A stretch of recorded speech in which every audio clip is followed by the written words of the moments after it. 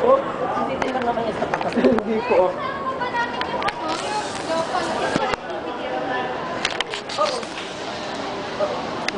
Sir, kasi naguguluhan kami. Ano po po yung difference po ng localized versus connected? Yung discourse, paano ba?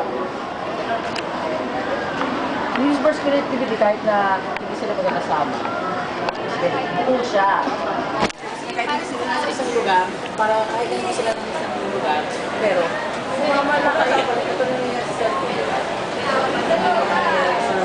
So, kahit na kayo kumulay sila, nagawa yung survey ko sa mga sa Pilipinas, naging buo sila. Kung nasa ko sila, hindi sila makakasama. Yung localize, yung nagsasama-sama talaga. Pero sila nasa isa sila lugar. Kaya ito talaga. Yes. Meron pa. Sir, yung second Bukas. Pagkatapos, kasi yung inaano lang naman nila kaso pa.